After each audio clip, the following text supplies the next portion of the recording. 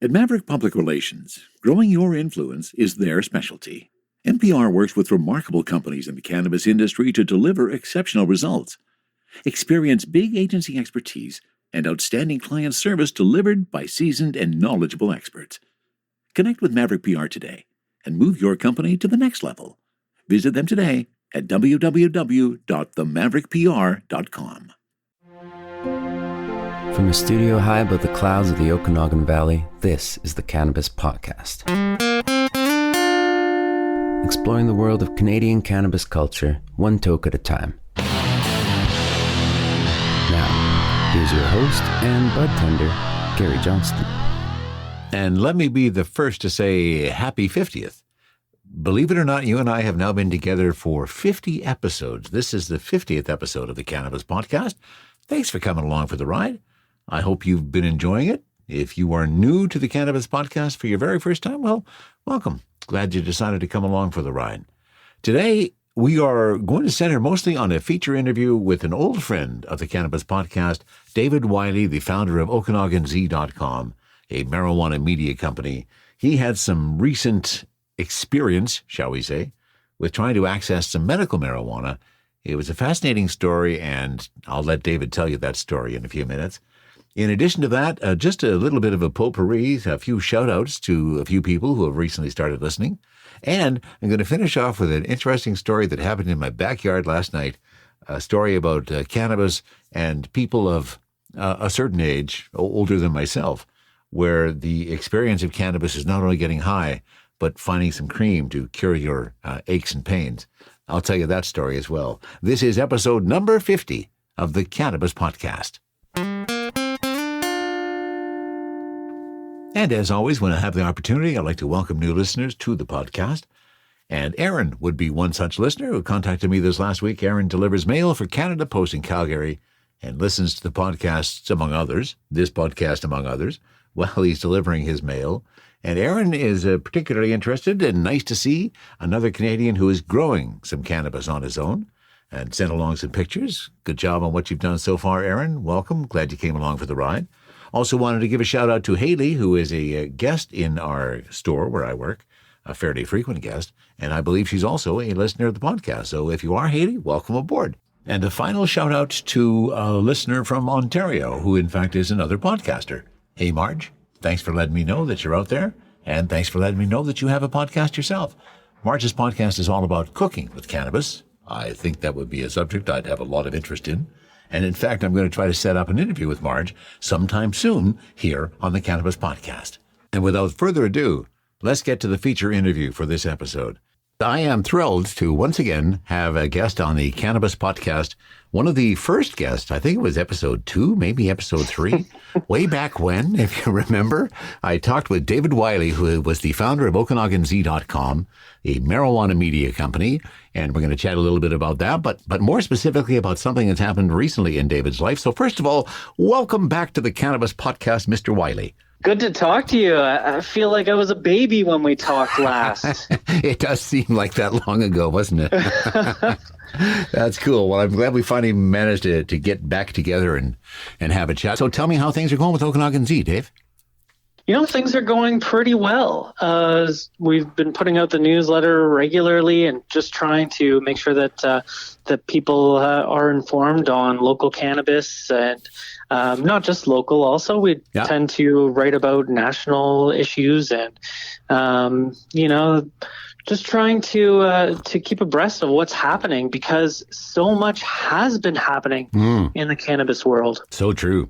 Absolutely. And I saw just, I think it was the article maybe you posted today or yesterday. You had a sample of deep space.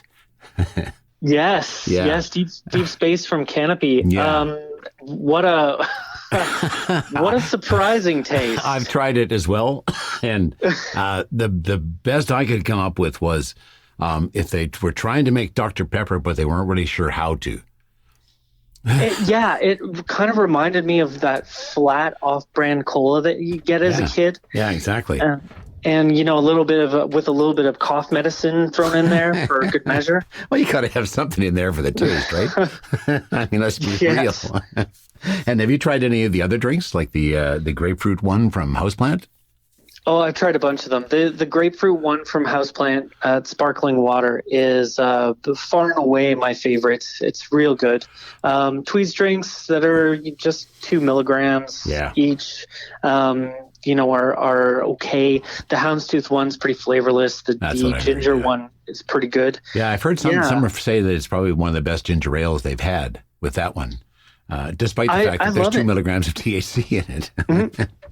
It's a pleasure drink, right? It's something that you can just raise a glass with, really. Yeah, I tried. I hit the deep space when I came home from work one day. And I thought, well, I'll take a hit of this. And, instead of smoking a joint, didn't do anything for me. Alas. I still have my dosing problem with the smaller cannabinoids in the drinks. Mm-hmm. It's tough with those. What I found is that the Veryvel drops, they're absolutely water soluble and they're great. I have been selling. Throw that in a little bit of sparkling. Absolutely, Veryvel has probably been one of the products I've been selling the most of recently. Just it fits for so many people that don't want to smoke. They don't want to vape. They don't want to do all those other things, but they still want to get the THC not through edibles. And those water soluble drops are a beautiful solution. Really happy absolutely, and cost effective too. And absolutely, they truly are. How have you been faring with COVID? We were chatting just before we started recording here, and David, of course, his background in journalism still continues to meddle in that, and COVID has made you a bit busier, I understand. It has. There are a lot of places that really need someone to fill in, and that's something that I've been able to do. Writing is it's like exercising muscles. Yeah, it's true. If you can do it regularly, you can do it in different kinds of venues and different kinds of styles, then it keeps you strong when it comes to that creative capacity. So things have been well. Yeah. Overall, it's been a tough time. I did injure myself pretty badly earlier in the year. Yeah, I heard about that. Yeah. It's I was getting ready for a move and bent down to pick up a box that was obviously too heavy for me. I felt a zap in my lower back and just crumpled. Not a great time. No, absolutely not. And that's the thing with those kind of injuries. They just come out from out of the blue, don't they? Yeah, they sure do. No one really prepares for a major injury. No, you don't. And there is never really a good time to get hurt. A good way to describe it. In the time of COVID-19, it's an even worse time to get hurt. Yeah, I bet. The idea of going to a doctor or to a hospital, for that matter, is something that gives people pause, especially as we see cases of COVID, within the hospital environment and staff and whatnot. Yeah, and just simply, cases now in our area where there were very few before. It's there's so much that's weird about our time. So with the injury you had, how did you go about finding some relief for that, Dave? I was able to access the rec market right away, the recreational market, because I access it anyway. Yeah. And I've had experience in the past with pretty major injuries. I've talked and written before about having a pretty major mountain bike crash, and that was something that I was a high school stoner. And went through a long period in my life where cannabis and I drifted apart, so to speak. And when I suffered a pretty major concussion, I really badly injured my back at the time too, though nothing broken. And I needed to find relief then. And the opioids were not my cup of tea, and that was what the hospital gave me, and that seems to be the prevailing way, particularly at the time, of giving people some form of pain relief. Yeah, exactly. So I had a friend, thankfully, who was able to hook me up with cannabis to see if that was going to be something that would offer some relief. And by George, did it ever. It enabled me to lay back in bed, close my eyes, and just drift like I should have been. When you have a concussion, for those who haven't had one, they're awful, and they're much more serious than we used to give them credit for, and they can have lifelong even consequences, particularly if you don't take the time to recover. And the problem with having an active mind is that you always want to be up. You always want to be doing something. You want to have some form of activity coming in to stimulate you.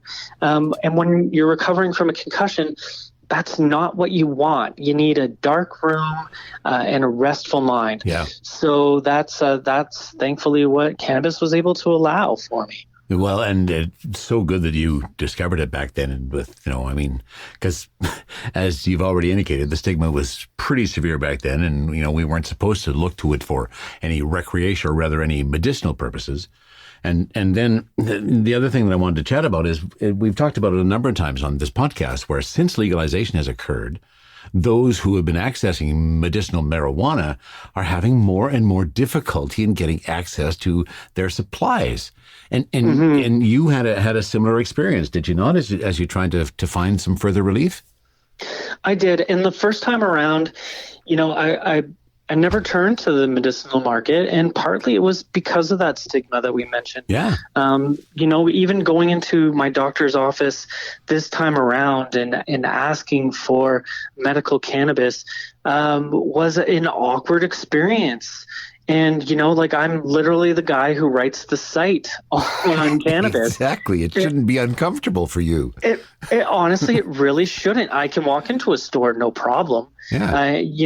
And pick up products and try different products and talk to people at great length and at ease. But talking to your doctor is a bit of a different experience. So this time around, when I learned of how significant my back injury was. I did, in fact, herniate a disc, and it was sequestered, which means that. So, what happens when you herniate a disc is that the jelly inside pops out or gets forced out. Okay. And what it can do is it pushes against the sciatic nerve, which is the body's largest nerve in the lower back, and causes just awful, nagging, unrelenting pain. Yeah. Whether you sit up, whether you lay down, whether you're walking, and it interferes with life. Is what happens. I've heard that before about the sciatica. I've known people that have had similar issues before. I really wish it on nobody. Yeah, absolutely. And I immediately turned to the legal recreational market for relief. CBD is it can really help to reduce inflammation, which is perfect for this kind of an injury. Yeah. And then, of course, it's always nice to have a little bit of pain relief, and THC has that ability to. For me, it doesn't relieve my pain, but what it does do is it offers me a better way to ignore the pain almost, so I can work through it. It's there, but it's more whatever at that point in time. Yeah, exactly. And in fact, I've heard that description before, where how THC helps you with pain is it does not remove the pain. It just makes your mind either think of something else or forget about the pain for a bit. So it seems like the pain is lessened. So I think you're absolutely right with that perspective. So then, and with an injury like this, to be able to move just freely is actually really good for it, because you don't want your body to seize up. No, because then you get stiff, and then you have all the other things of that rehabilitation that you're going to have to go through afterwards.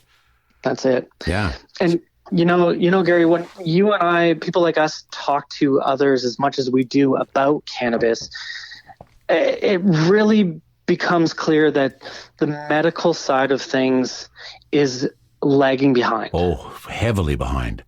And I knew that. And though I knew that I'd be able to get what I needed from the recreational market, I thought, I'd really like to see firsthand what happens when you try to get medical cannabis from the Canadian system. Yeah, and that was what was so intriguing when I saw your article about all this, and why I thought it was time we reconnected so you could share that story with others. So what happened? So it's an utter mess. Good description. It really is. It's stuck deep in the past, and it's messy. Yeah. Not easy. And I went to my doctor He knows that I do love to write about cannabis. It's no secret between he and I, but it was still an awkward conversation, and he was sympathetic and told me that cannabis wasn't really something that he was willing or comfortable to prescribe. According to my doctor, there just really aren't guidelines when it comes down to the BC College of Physicians and Surgeons, and they're the overarching agency that basically regulates or sets policy for doctors and surgeons. So for them, the only thing that they generally have guidelines to prescribe cannabis for is MS. And, I don't know that necessarily it's a relevancy, but there aren't guidelines for anything else. Yeah. And again, we find ourselves in a place where our lack of knowledge, our lack of research into the cannabis plant just shows its ugly face, because we don't seem to know very much about these effects. I mean, we do anecdotally. That's it. It's anecdotally. You're right. But we don't have a ton of hard evidence. That's starting to change. In fact, Shoppers Drug Mart is doing a new study and actually using Kelowna's Valens-produced cannabis oil. Right. I saw that.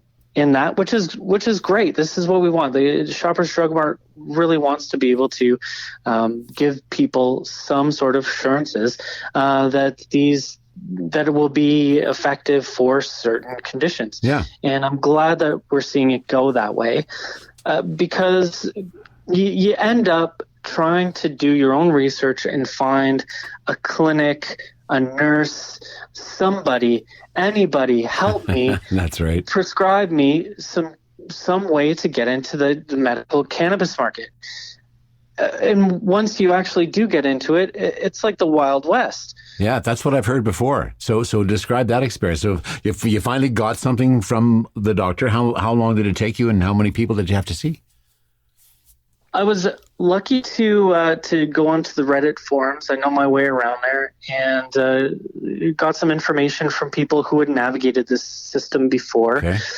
Was recommended along to National Access Cannabis, and got in touch with someone from there.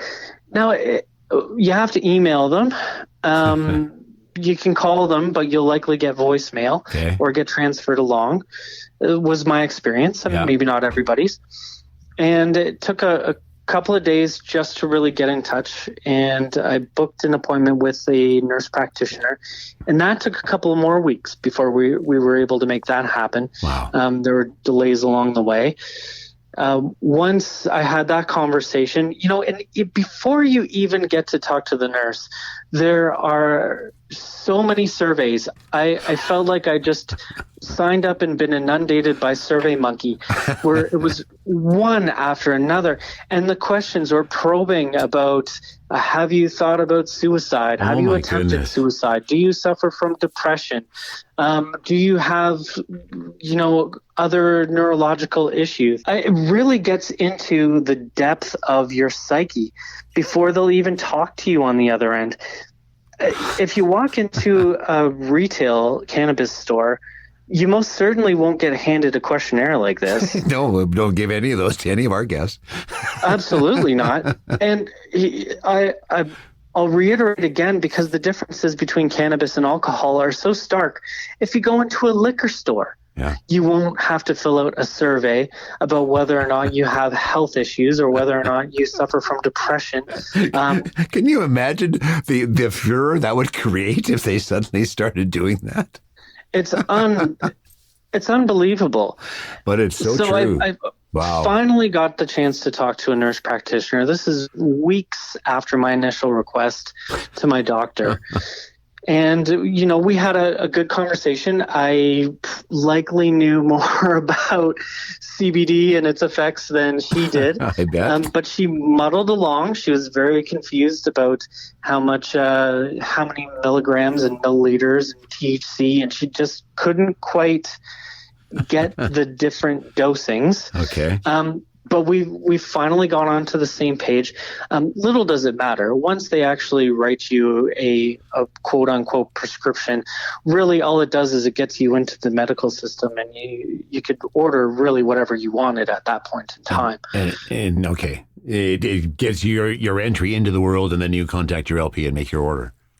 Exactly. Okay. That's right. So what I really wanted to see from this process was I wanted the opportunity to talk to somebody who knew about what type of product might help my specific pain, what type of dose, what type of ratio between THC or CBD, what types of terpenes may help to activate, the parts of my body that would help to fight the pain or would help to push me through to do things on a daily basis. I just wanted to talk to somebody knowledgeable. And did you achieve that end?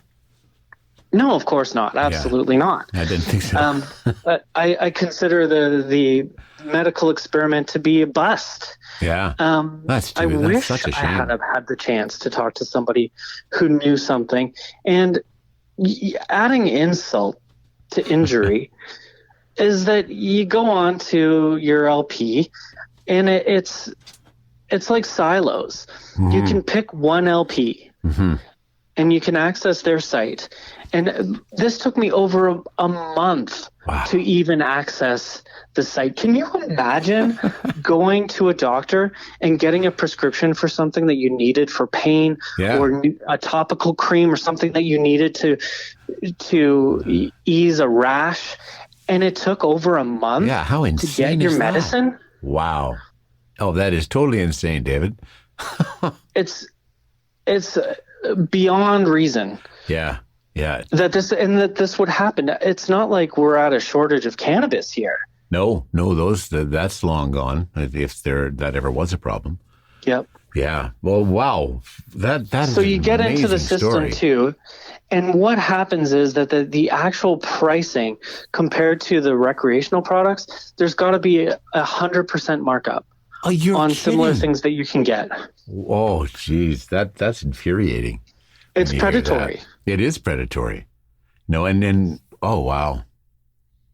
And if you think about the people who are using the medical system, who are going to a doctor, going to a nurse practitioner to get some form of prescription for cannabis, we're not talking about people who necessarily know their way around the market like you and I might.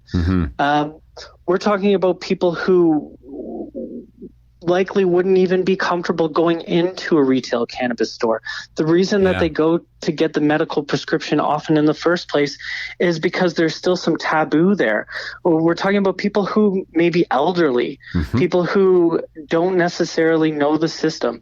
And when you go into a store like this and you find a product that's $40 for as far as CBD oil goes, $40 on the recreational market, and then $110 from an LP for the exact same product. Somebody should be held accountable for that. I mean, they shouldn't be able to get away with that. They shouldn't. It's an awful system. Wow. And it's taking advantage of people. Yeah, it absolutely is. I mean, I still believe that even at the retail market, there are prices on some of those medical aids, like some of the topical or the transdermal creams. Now, they don't need to be as priced as expensively as they are, even at the recreational side. But to hear that it's even worse on the medical side, that's insane, David. It's pretty awful. Wow. And, the price differential was most visible when it came to things like oils. Yeah, I bet. If you're buying flour, you're likely going to find perhaps a little bit cheaper. But I even was given the option to have a COVID-19 10% off discount, and it was still enormously outpriced. Wow. Oh, that is I'm really sad to hear that. No, I mean, for so many different reasons. There's three big problems right there. The first problem is that it takes forever and that there's no real entry point. I mean, the second problem is that there's no real information. You're not talking to people who are necessarily knowledgeable on what is going to help you. Yeah. And then the third problem is price.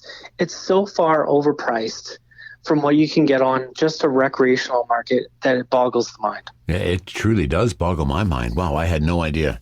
I mean, I knew that there was problems in access, and some people can't get, like, if you remember, I interviewed in one of our early episodes as well, Sherry from Ontario, who her problem was she couldn't access the same amount of CBD oil as she could prior to legalization. Mm-hmm. And I knew that was going on, but I had no idea that the prices were so exorbitantly higher. Jeez. It's pretty shocking. It is absolutely shocking. Wow. Well, and thank you so much for sharing the story with us, David. That takes some courage to not only share the story, but to also have the confidence in putting that out there, and I appreciate that. Oh, no problem. And I think that this is something, and thank you for listening, because I think that this is something that really needs to be highlighted and it needs to be addressed.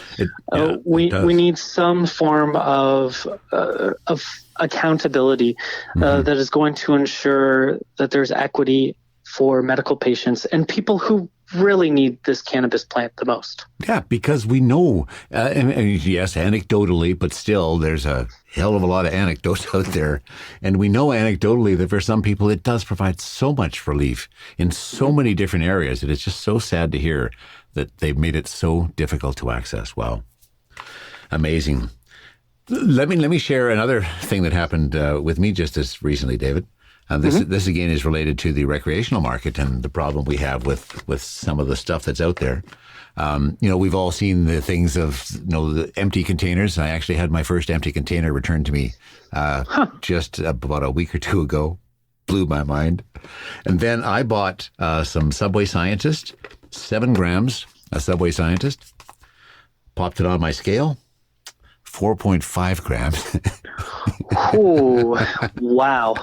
So I took a picture, sent it off to Afria, and then posted something on Instagram. I have not, that was 3 days ago. I have still not heard anything but their automatic response. I'm not impressed. Not impressed. You're not alone in that. There's a lot of trust issues right now in the industry. There are huge trust issues. Because if they're going to be held accountable, then we need some faster response. No, I mean, do I expect that they're going to send me 2.5 grams in the mail? Probably not.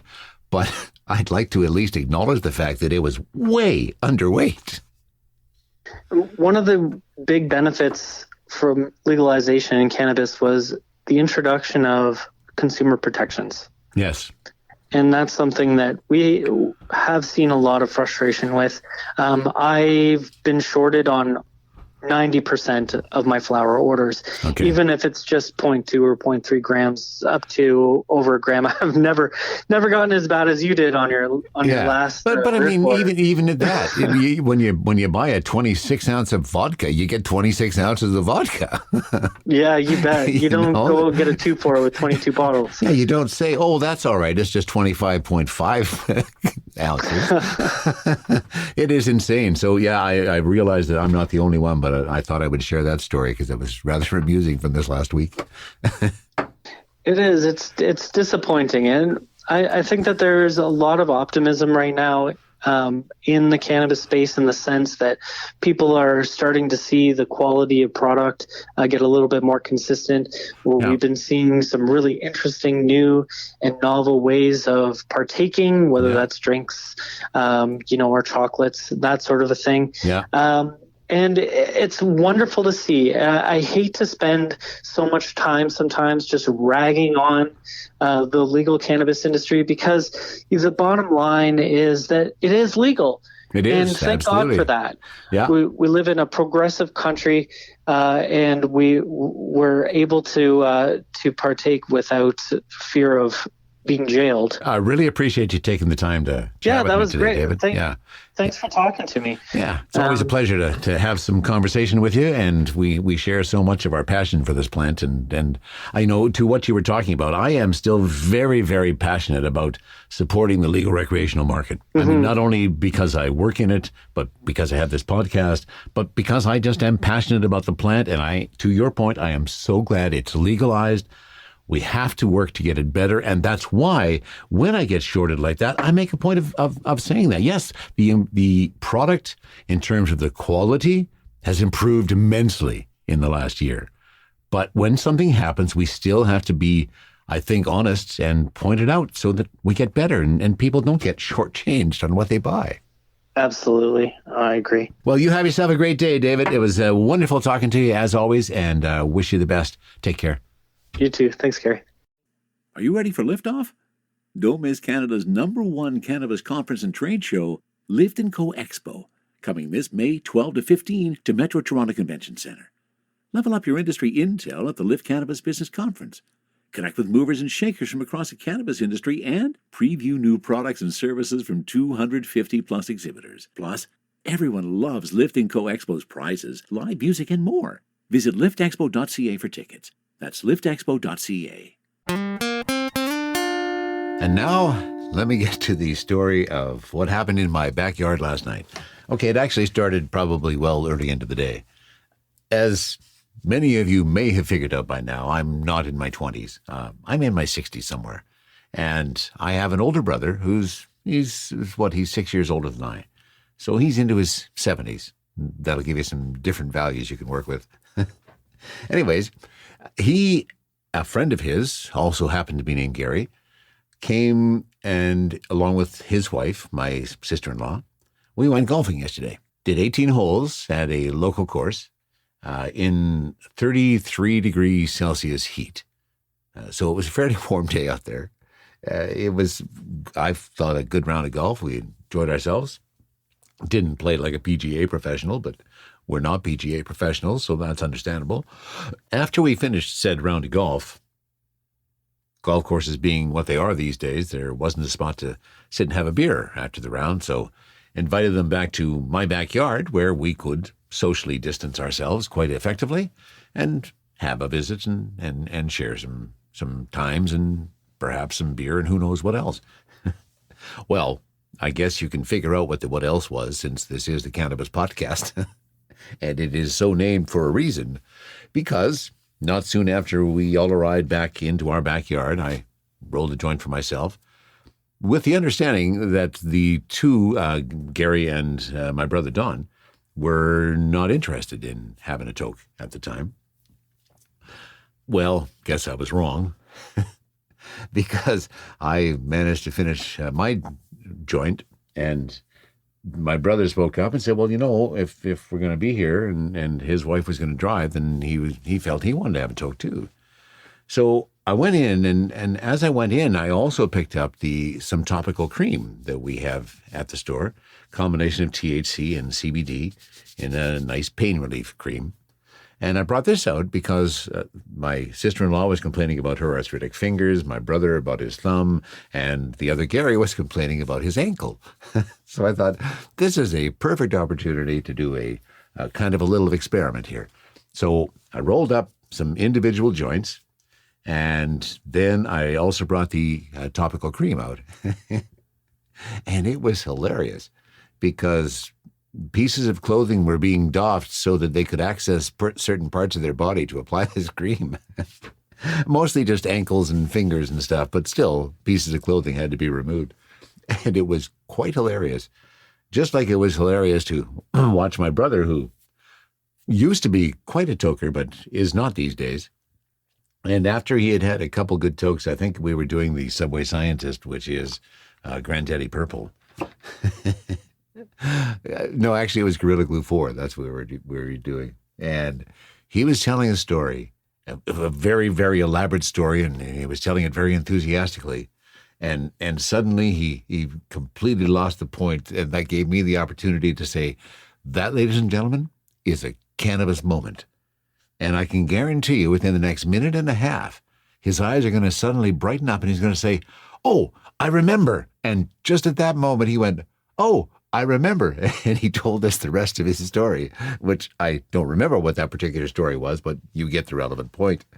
And then it was just hilarious. So as the other Gary toked, he had obviously not had a toke in a while as well. They both got pretty ripped on it. And then I asked, so after they had applied all the topical cream to their various nails and fingers and thumbs and ankles, how are you doing? And almost every single one of them said, you know what, I don't feel as much pain in those areas as I did before. And I said, well, we're open 9 a.m. to 11 p.m. every day.